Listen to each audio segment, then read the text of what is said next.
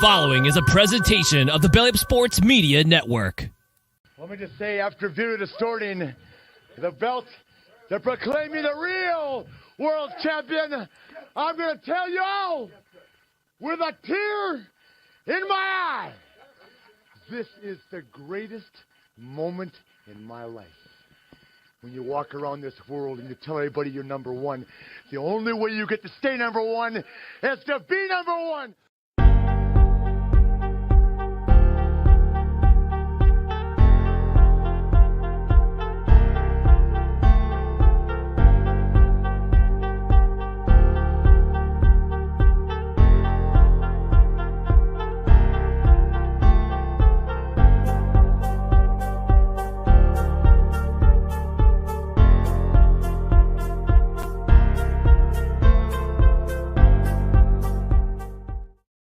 And good morning, everybody. Welcome to Wednesday, May the 31st, 2023. Hope you had a fantastic Memorial Day weekend. Hope you got to see family, get to do whatever you want, and or got to do whatever you want. And I hope you enjoyed it. And again, we want to take this time out to thank all the veterans who served and gave up their life for us to be able to do what we get to do here for fun here on this format here, talking sports and having some fun here. So we want to thank all the veterans who served, that have served, are serving right now in the military.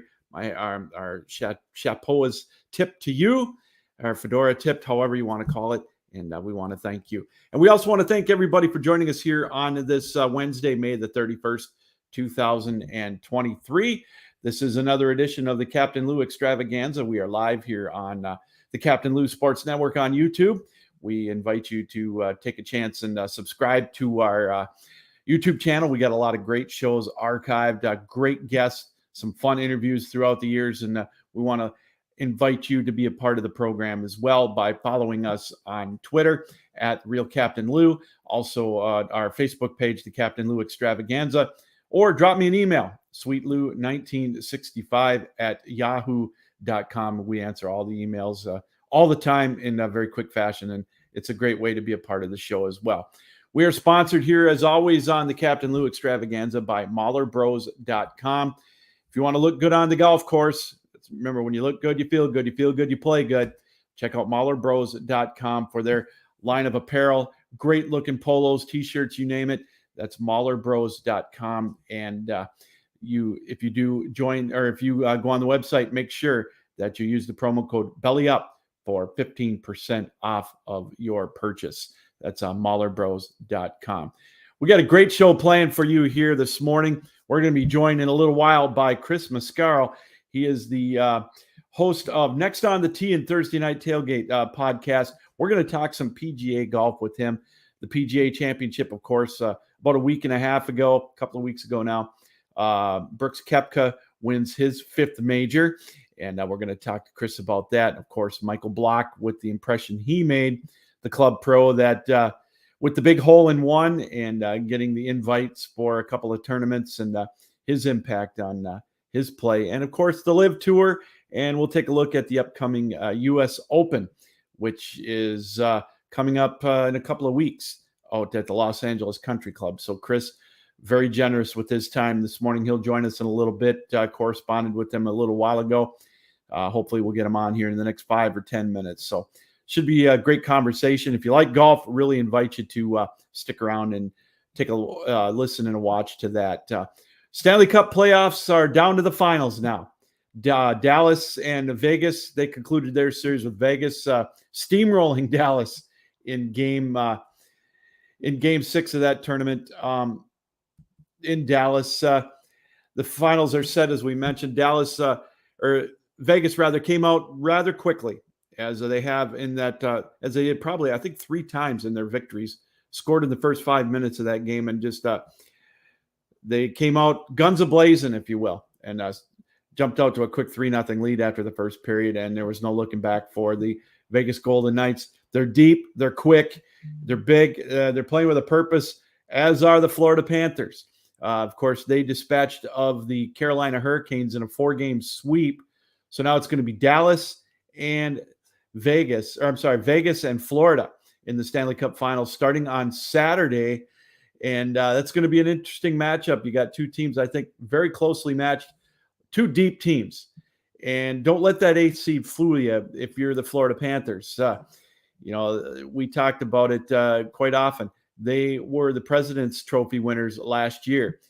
So they were the best team in the Eastern Conference last year, and they got bounced in the playoffs. So a lot of that core is still there, and they're going to make it very interesting for Vegas. We'll talk a little bit about that, and we'll really go in depth in that one on Friday as that final starts on Saturday. So it's going to be Vegas and it's going to be Florida. Both teams are looking for their first Stanley Cup trophy win, the Stanley Cup title.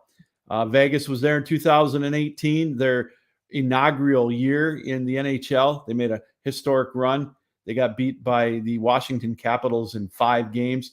Florida, it's been a little bit longer than that. 1996, when they were in the Stanley Cup Finals, they got swept by that juggernaut that was the Colorado Avalanche, who dispatched of the Detroit Red Wings in 6 games to make it to the finals there and defeat the Florida Panthers. So both those teams looking for the first Stanley Cup championship, as it should be a very interesting matchup as well. And then, of course, the NBA Finals, we'll talk about that a little bit later on.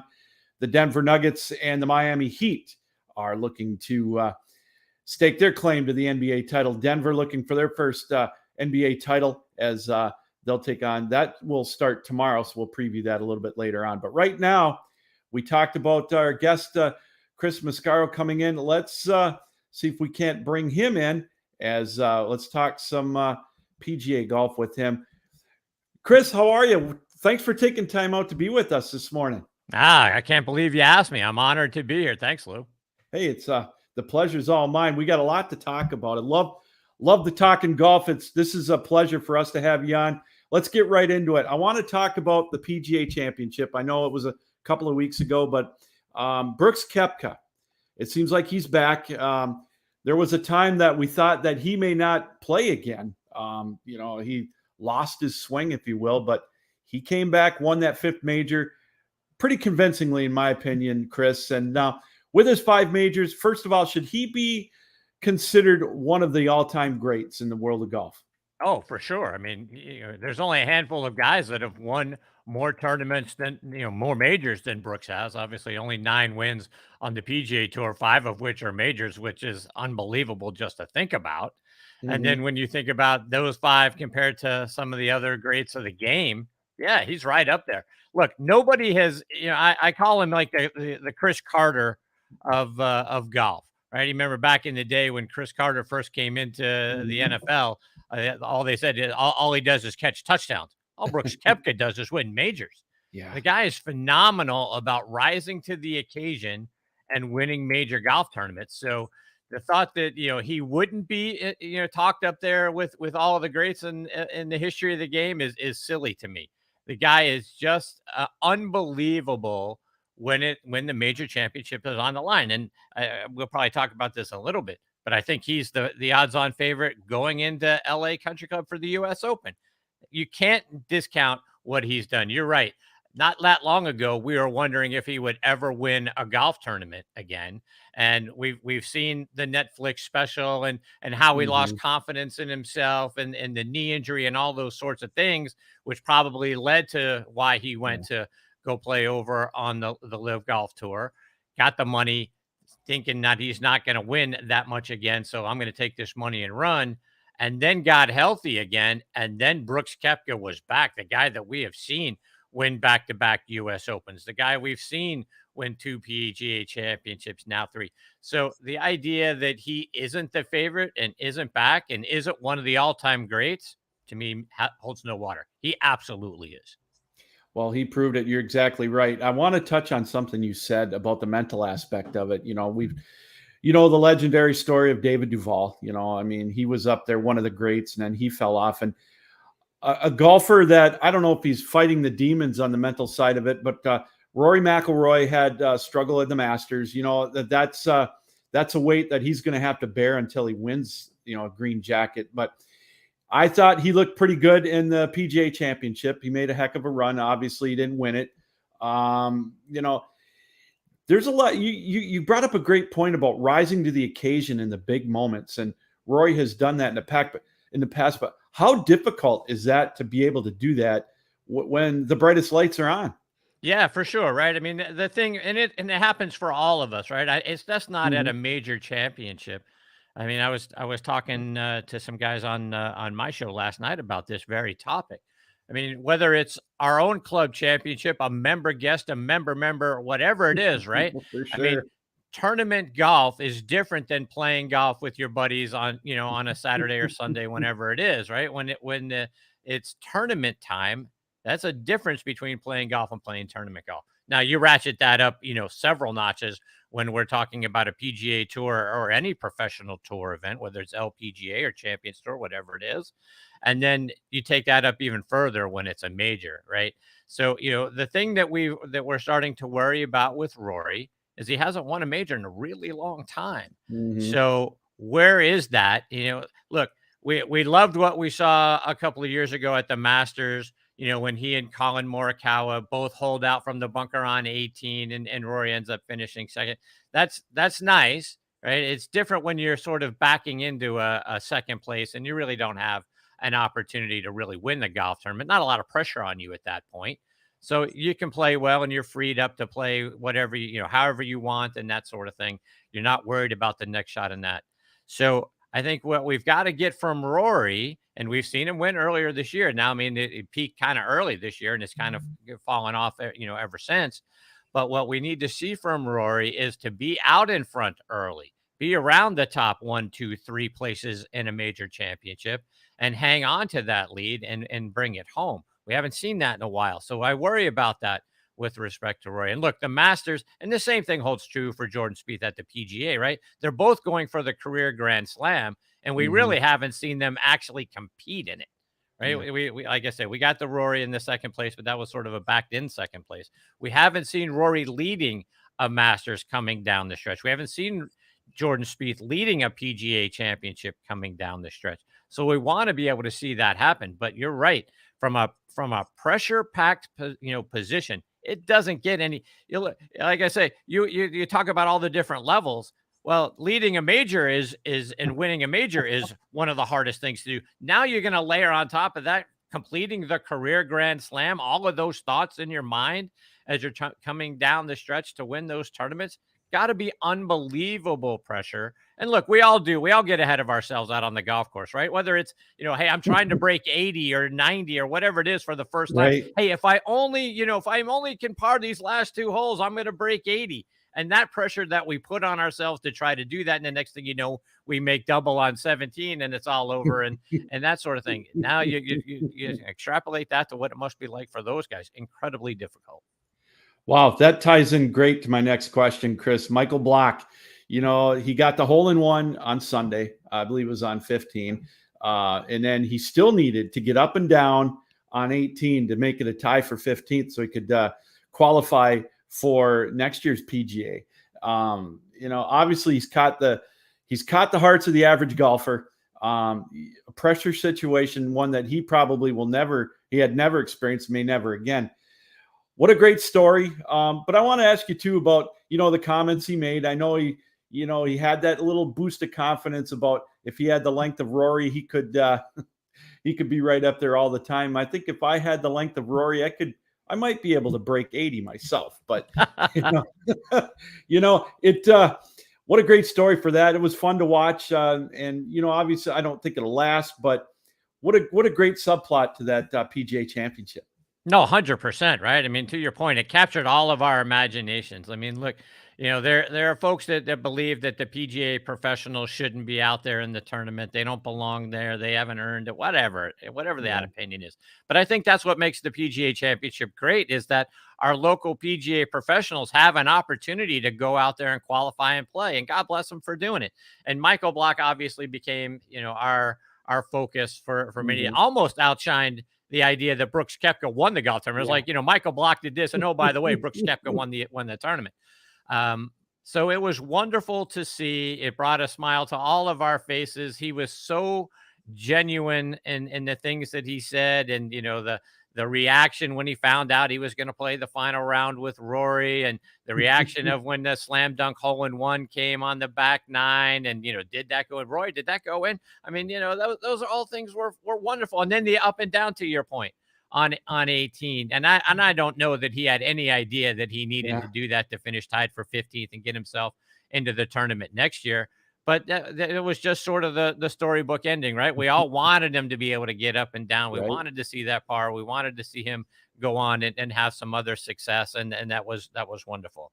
Yeah. The idea of his comments, about Rory, were they taken out of context? If I had that kind of length and all that sort of stuff. I mean, look, one of the things I give Michael Block a pass for, and, part of his grace in this whole situation is everybody wanted to interview Michael Block. He must have had 1,000 microphones stuck in his face, from Thursday on through into getting into the tournament afterwards. So he answered all of those questions, right? He took every interview. He stayed up late. He got up early. He dealt with all of those sorts of things, and he did it all through last week as well. And look, was it out of context? Should he have made that statement? Probably not. If he looks back on it, I'm sure he may regret the way it came out or the context in which it was taken.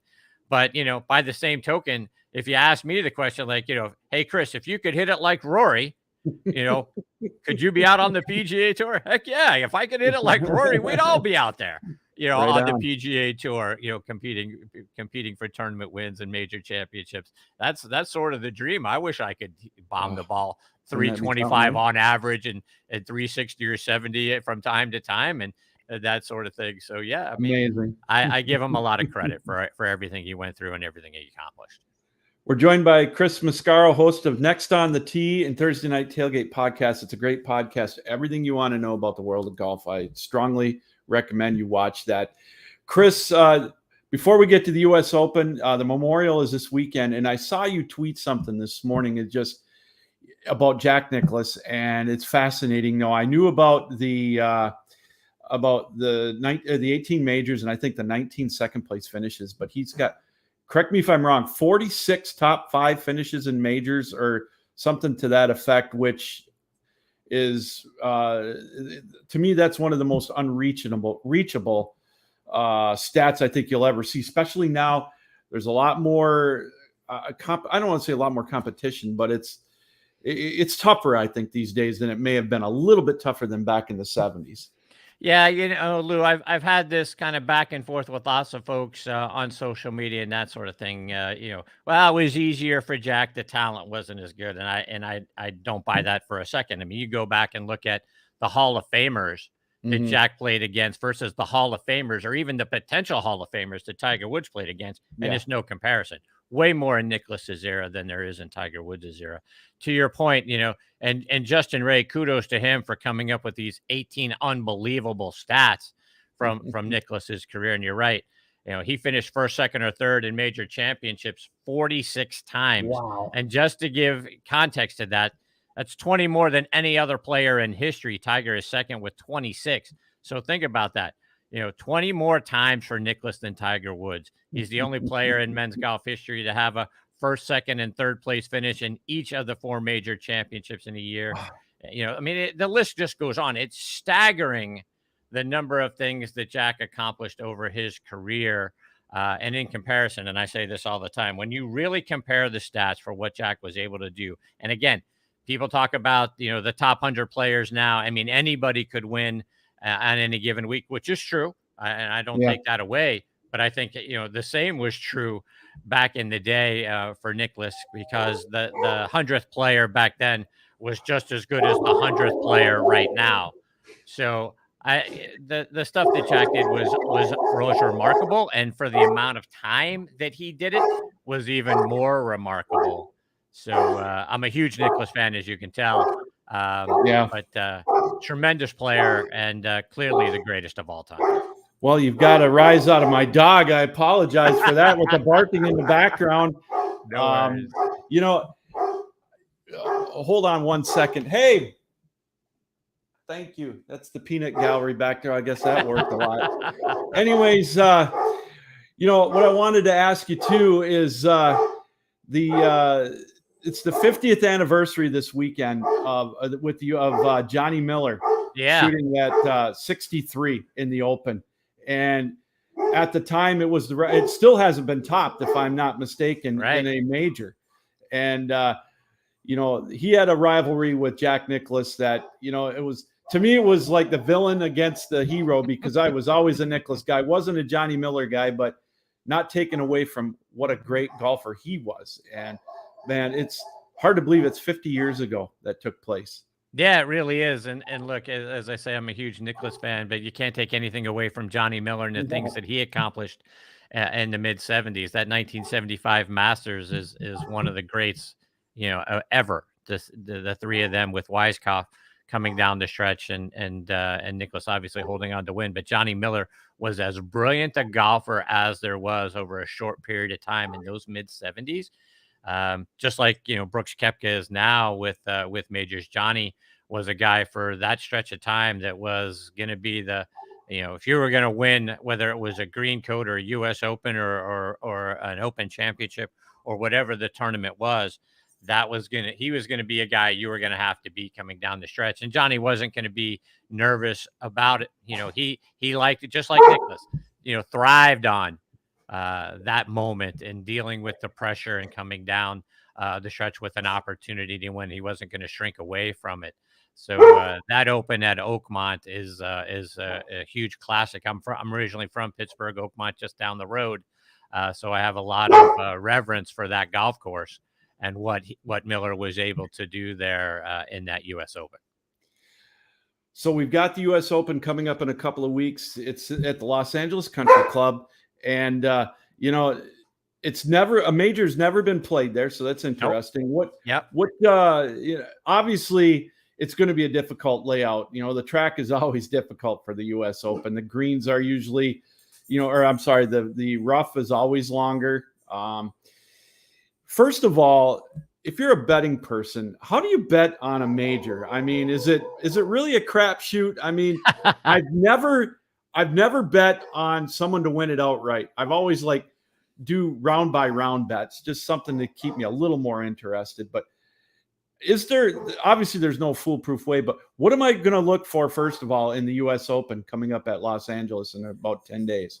Yeah, as you mentioned, there's never been a major played there. The LA Open had been played there 5 times from 1926 to 1941, but the course looks absolutely amazing. A lot of runoff areas if you don't hit the greens, natural grass areas out there beyond the fairway is going to give the players some tough lies if they're not precise. But the original designer, George Thomas, a lot like Alistair McKenzie, and oh, by the way, Gil Hanse and his team did an amazing job restoring it back to the original configuration that George Thomas had. But he, like Alistair McKenzie, like wide fairways to give players choices for the types of angles they want to play coming into those greens, a second shot kind of course.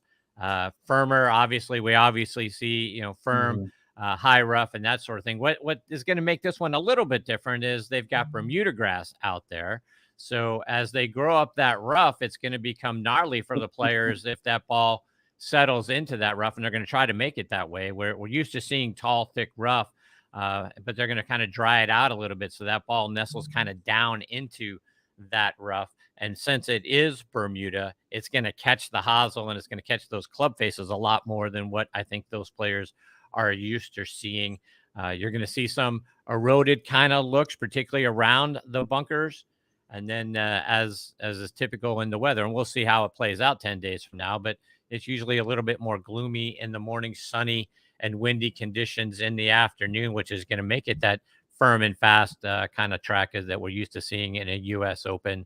So I'm anxious to see how the golf course plays. I've seen some pictures, looks fantastic. And Gil Hanse is a tremendous, obviously, golf course architect and designer. But going back and putting it to the original George Thomas design, I think is wonderful. So I'm really looking forward to seeing how that all plays out. I'm sure it's going to be in perfect condition, as it always is, typically for a U.S. Open. We've seen the USGA do some kind of crazy things back in the mid 20 teens that got everybody riled up. But I'm sure they're going to have this golf course play fantastic And then, to the other thing that you alluded to, betting odds and all of that sort of thing. I mean, I think the odds-on favorites, right, are going to be the names that we're used to. Again, I would never bet against Brooks Koepka at this point, seeing how healthy he is and how great he plays in U.S. Opens, having won it back-to-back in 17 and 18. I'm sure John Rahm is going to be, a guy that's going to be contended with. He won the 2021 U.S. Open down the street at Torrey Pines, which is why I believe he's the odds-on favorite, actually, if you're going to be out there betting. I think he's the odds-on favorite to win it. Scheffler is obviously a guy that you're going to have to contend with as well. Scotty is always around the top of a leaderboard. A guy that's a little bit further back that I wouldn't put it past the wind, who's obviously played his college golf out that way, is Colin Morikawa. He's a great iron player. If he can get everything kind of corralled, and again, he's a guy that's used to playing out there. He would be someone that I would look to be a favorite to win this golf tournament as well. Chris, I'll close the interview with this question. It's kind of a two-part question. First of all, obviously, I'd be remiss without talking about the LIV Tour a little bit with you. Obviously, they had a great showing at the PGA Championship. My first question to you is, it's already been brought up about the Ryder Cup. Should the LIV Tour golfers, in your opinion, be a part of the Ryder Cup? And, we've seen some variations or some nuances with the LIV Tour. My second part, like the music in the background, the players wearing shorts, a little more laid back, and obviously the purses and the upfront money. What do you think about the LIV Tour golfers being considered for the Ryder Cup? And should the PGA adapt anything that the LIV Tour is doing maybe down the road?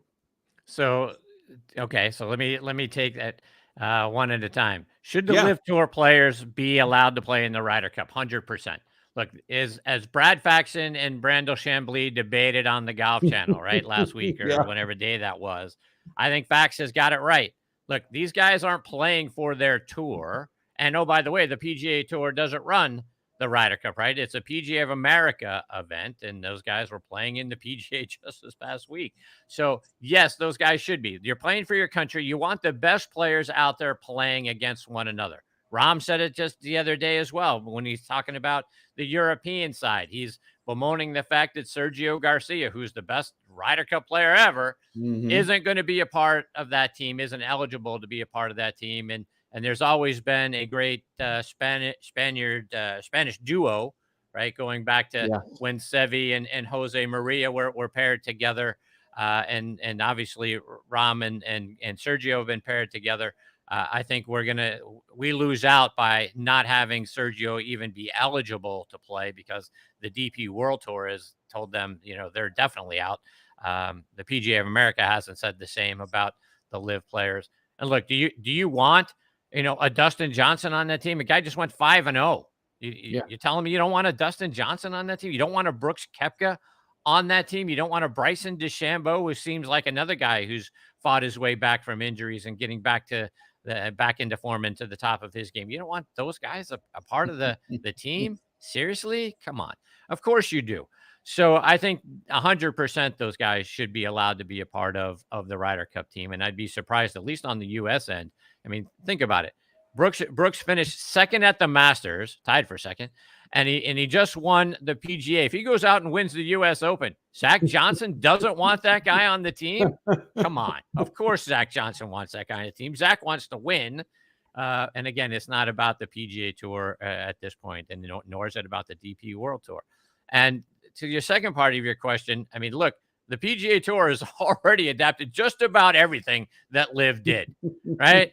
I mean, now they're talking about next year about having, some of the elevated events be shorter fields and no cut and all that sort of. The only thing the PGA Tour hasn't stolen from LIV is letting the guys wear shorts, and I think that's on the way too. I've been a big proponent. Let the guys wear shorts. We wear shorts. Don't we? We go out and play on Saturday and Sunday. We're not playing in pants. People say, well, that's not professional. That's baloney.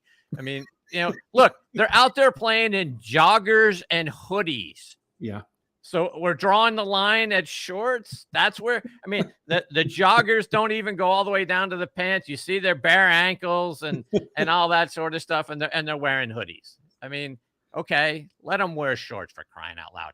I think everything that Liv did is something that they wanted to do on the PGA Tour, but Jay Monahan was too caught up in his own ego to think that they'd ever get this thing off the ground. I believe he never thought it would get off the ground, and obviously it did. And then all the things that Liv is doing is something that I think the PGA Tour should do. Now, we can debate whether 54 holes is right or wrong. We're used to 72 holes, and frankly, I love 72 holes because I get 4 days of golf instead of 3. Right. So I'm all for that. But, hey, when the calendar turns to, July and August and September, no one's watching golf on Sundays. I mean, we're all watching the NFL and college football and all that sort of thing. So the idea that it would only be three rounds isn't a horrible idea because we're not watching the 4th round anyway. So they've got that piece going. So I think what Liv has done are all the right things. And the other thing people throw stones at is, well, they have shotgun starts. It's like a member guest tournament. Well, guess what? How many times have we seen somebody win a golf tournament because they got lucky and got the late start when the weather wasn't a factor, right? To me, playing a shotgun start and getting everybody out there all at the same time is the fairest thing to do because everybody's got the same weather conditions all the way around. And then what Liv does on Sunday is, right, the last 3 or 4 groups actually all tee off on one. To me, that is the fairest thing to do in golf. So you don't get lucky and get the right draw versus being the guy or gal that gets the wrong draw and you have the worst weather conditions. We're talking about being fair and everything's fair across the board. Everybody should play in the same weather conditions, which is another thing I think Liv has got right. Chris, tell us a little bit about your podcast, Next on the Tee and Thursday Night Tailgate. I love it. Spread the word for us. I appreciate you. Next on the Tee and Thursday Night Tailgate, very similar formats where I talk to the legends of the game and I get their stories and insights, and we get some playing lessons along the way as well. Very blessed to have some of the greatest legends of both the PGA, LPGA, and then the NFL. We partner with the NFL Alumni Association to get those guys on the NFL side. So, we try to ask good questions and then get out of the way because I know nobody really cares anything about what Chris Mascaro thinks about anything. And I've said that, and we're blessed that we've been going over a decade now on both shows. Wow. We have like I say, the greatest players and the top instructors in the game on the Next on the Tee side. Join me every week. I record the show on Tuesday nights, bring it out there on Wednesdays. Like I say, very, very blessed to have guys that have become and gals that have become guests on the show are now really great friends. And that to me has been the hugest blessing of doing both shows. Well, Chris, it was a blessing having you on here. Great insight on what's coming up in the U.S. Open and with the Live Tour and the whole 9 yards. Keep up the great work, man. This was a lot of fun. Next time we have you on, it'll be in my studio. The dog won't be barking. And we'll have some more fun. So, hey, Chris, I appreciate it again. Have a great day and enjoy the golf. I appreciate it, Lou. Thank you so much for asking me to come on. I look forward to catching up with you again soon. All right. Thank you. That's Chris Mascaro, host of the Next on the Tee podcast and Thursday Night Tailgate. Always a pleasure and great insight. Love what he had to say about the Live Tour. And, should they be playing on the Ryder Cup, and his great insight coming up on the U.S. Open, which is going to be here in 10 days at the Los Angeles Country Club. It should be a fun tournament to watch. And if you love golf, that's what you got to watch. And if you love golf too, watch the Next on the Tee podcast with Chris Mascaro. You can follow him on Twitter at CTMASCARO, and you'll have all the times and guests on his podcast as well. So what a great insight from Chris on the PGA Tour. Hey, we still to come here on the show. We're going to talk a little bit about the NBA Finals. We got a big birthday here today of a football legend and a lot more to talk about. But first, what we'd like to tell you about is Mahler Bros Golf. With the weather being as warm as it is right now, especially here in Michigan, it's going to be in the 90s, it looks like, all week. You get out on the course, even if you're riding a cart, you get about to the 7th or 8th hole, and it's warm out, man. You're sweating. And even if you're playing good, if you're having a decent round, you start getting overheated And next thing you know, your golf game will suffer a little bit. I've got just the answer for you. It is Mahler Bros Golf with their complete selection of polos, sleek, loud, conservative. They are the way to go. They're lightweight, stretchy material that hugs your body, but it'll make you feel cool while you're looking cool. And not only that, when you look good, you feel good. When you feel good, you play good. You get it up there mentally, you're feeling good, you make the turn, you're still feeling cool, you're looking cool. You might be looking for that first round under 80 of the year, or maybe you're looking to break par for 18 holes. If I did that, oh my goodness. Anyways, the way to go to do that is to go to MahlerBros.com. As you can see on the bottom of the screen, when you do that, make sure you use the promo code BELLYUP for 15% off of your purchase. That is MahlerBros.com. They've also got t-shirts, tumblers, mugs, you name it, a wide variety of things for you to look at and to purchase. And again, that's MahlerBros.com. Check out their complete selection of polos and tees. Because like I said, if you look good, you feel good. You feel good, you play good. And the best way to get started with that is MahlerBros.com. And make sure you use the promo code at purchase time, BELLYUP, for 15% off your purchase. That's MahlerBros.com. Again, we want to thank Chris Mascaro for joining us here on the show, talking some PGA golf, Live Tour, what to look for in the Open, a look back at some of the accomplishments of Jack Nicklaus, and of course, a look back at 50 years ago with that 63 that Johnny Miller shot at the U.S. Open. Hard to believe it's been 50 years. Some great golf played back then, great golf played now. And we've got, we really didn't even touch on with him some of the upcoming rivalries here on the PGA Tour. Right off the top of our head, Scotty Scheffler and Jon Rahm. Are they the next great rivalry on the PGA Tour? But then again, you look at the Live Tour with, you've got Brooks Koepka, and also with some of the other greats over there, Dustin Johnson still playing at a high level as well. So, again, thanks to Chris Mascaro for joining us. Check out his podcast. It'll be it'll be available tonight, Next on the Tee, where he mentioned he gets to talk to a lot of great players, some legends of the game as well. So we want to thank Chris for joining us here this morning, talking PGA Tour golf. And with the next major coming up here very soon, the U.S. Open. The NBA Finals, they're set. Miami took care of Boston in Game 7. All right, I've got to admit, I'm one of the many that didn't think Miami could go up and take care of Boston in Game 7. But they showed up. They silenced them and the crowd in Game 7, jumping out to that big lead early, double-digit lead in the first quarter. Boston was able to get it down to, I think, 8 or 7 a few times, but Miami, again, was able to stifle them, and they won. They won Game 7. The grit, the coaching, you name it. It just overpowered Boston. And, one of the things that just, I grew up, obviously, I love all sports. I haven't watched the NBA as much as I have in the past. I give credit to my son and my nephew who are big NBA fans. They've gotten me back in touch with it a little bit. And of course, being on the shelf with recovering from surgery, it gives me time to watch it more.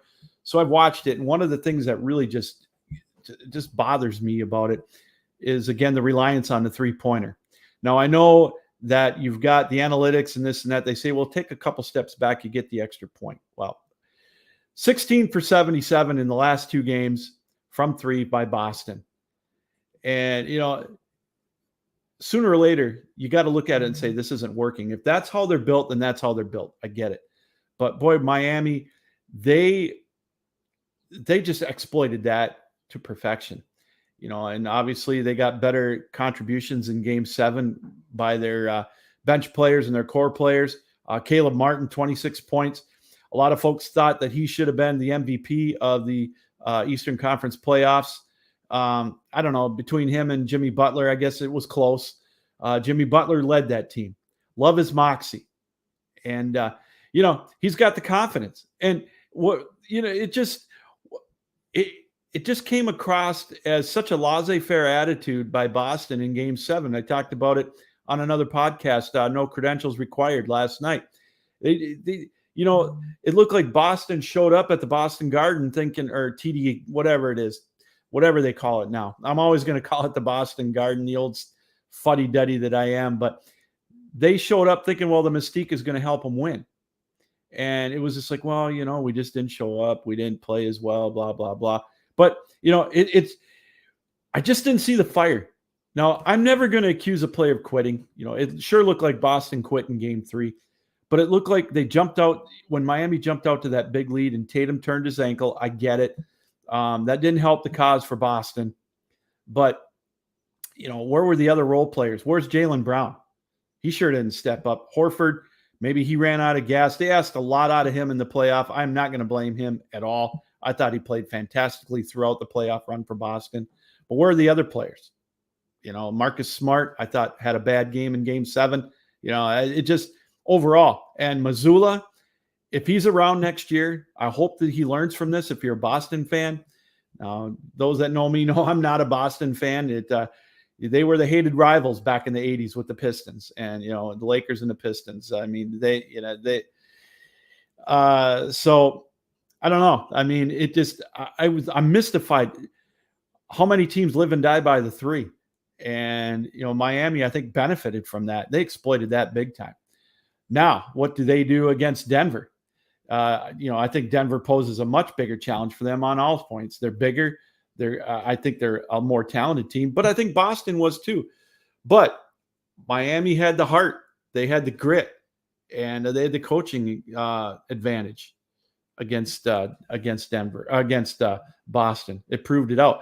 But now, who's going to be up to the challenge to take care of Jokic and Murray and Michael Porter Jr. and KCP? And I look at that and I see, you never say never for Miami. I mean, they're an 8 seed. I think they're like the Florida Panthers.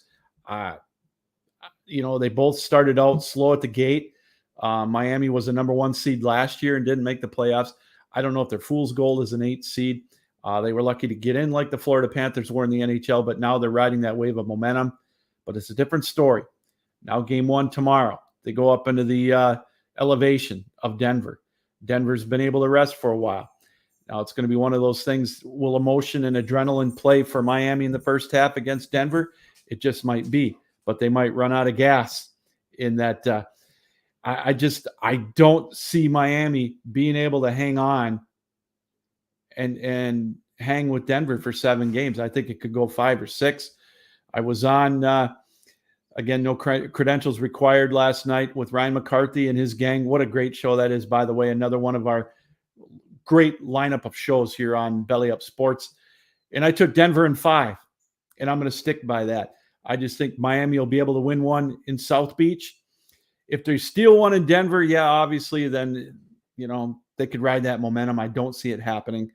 I just think Denver's just overall too deep. I know they're minus 350 as a playoff bet right now, so I wouldn't touch that one. But, it's going to be a fun series, though. I really do believe that. Jimmy Butler is going to have to play out of his mind.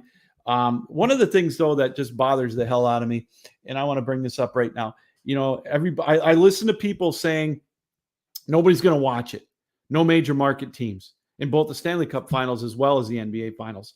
I guarantee you'll get eyeballs on this product. Denver is, they've got the best player in the league right now in Nikola Jokic by far. Should have been the MVP this year. The sun will rise. It rose this morning, knowing that there's no major markets in the NBA finals and the Stanley Cup finals. I look for it to be an entertaining series. It may only go 5 games, but it's going to be very entertaining. You're going to get the folks that love Miami and Denver. I think the eyeballs were opened a little bit with, the way they played against the Lakers, the almighty LA Lakers, who a lot of people had penciled in to beat Denver. And their eyes are wide open now with them. And they're a fun team to watch. Not only do they shoot the 3, but they're good inside with Jokic and Murray and, KCP and Michael Porter Jr. I can't wait to watch it, along with the Stanley Cup Finals, which start on Saturday. And the other complaint, if you will, is about how the games are stretched out over 3 days. Well, they're going to do this. I personally don't mind it, only because Now both the Stanley Cup and the NBA Finals will get their own night. They're not going to be overlapping like they were in the Western Conference Finals and the Eastern Conference Finals for both leagues, with the NBA and the NHL butting up against each other. They can't win. People are going to complain and bitch because they were up against each other, and they're going to complain and bitch because it's stretched out. But, they're going for the maximum exposure, and can't wait to watch both of them. So really looking forward to it. The NBA Finals start tomorrow, Game 1 in Denver. Like I said, I'm going to go with Denver in 5 on this one. I think Miami will come out and keep it close in the first game. There's going to be a little bit of rust since Denver hasn't played in over a week. Miami, of course, won on Monday rather. So I don't know. They'll ride that momentum. We'll see how it goes. But I just think Denver's just going to be too much, and I see them winning in 5. So we're going to wrap it up. A couple of things. Happy birthday to, I guess I stepped out of tune. I forgot a couple of other NBA notes here before we get to our happy birthday. Bob Myers stepped down as the Golden State GM yesterday.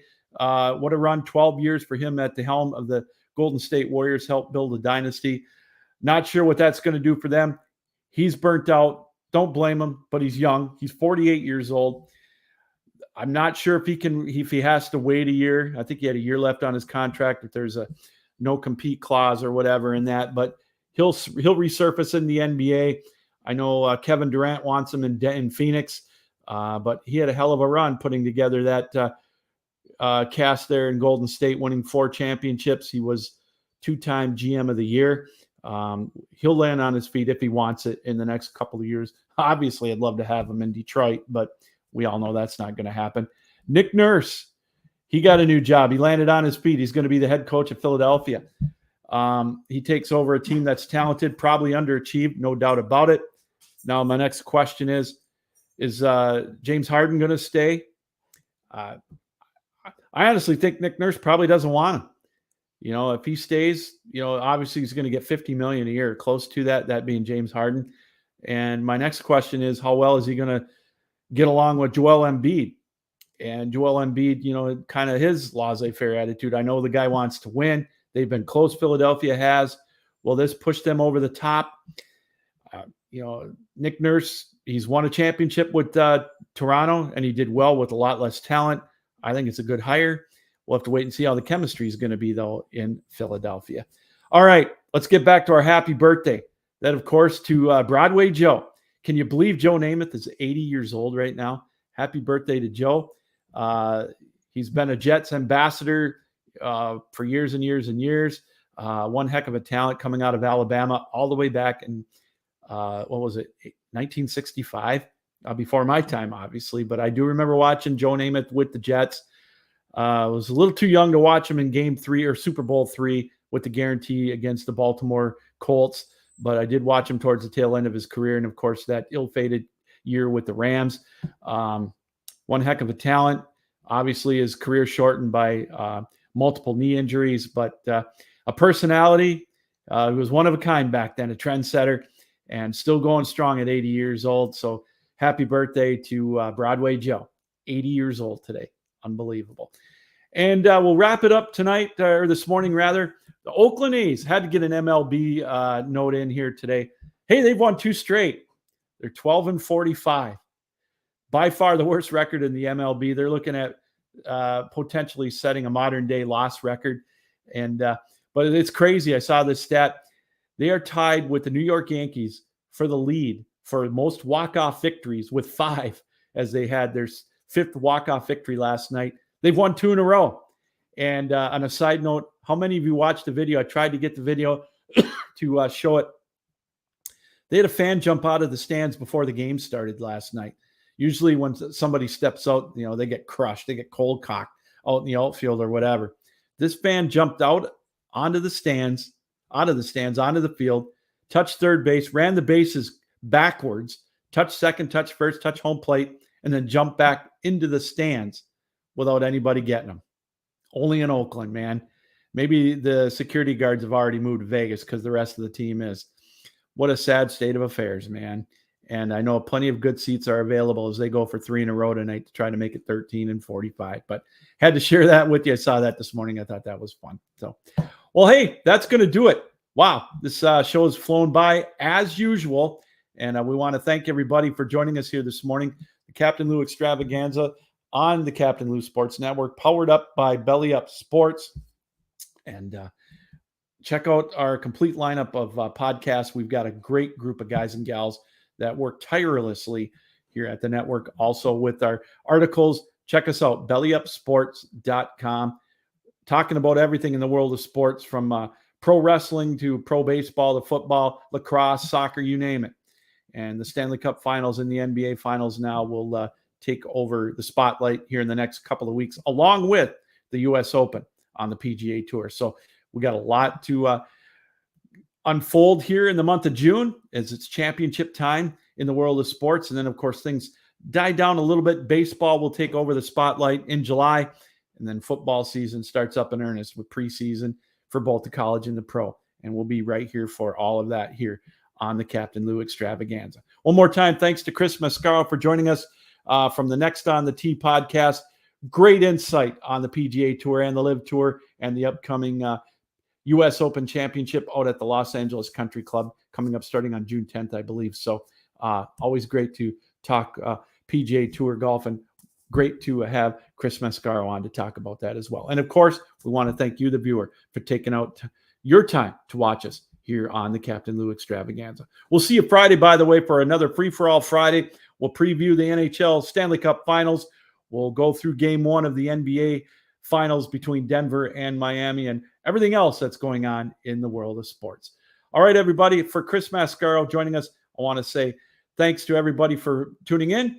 Yours truly, Captain Lou, saying keep your heads up, keep your sticks down, keep your feet moving, and as always, keep your minds open. Thanks for joining us here on the Captain Lou Extravaganza on the Captain Lou Sports Network. So long.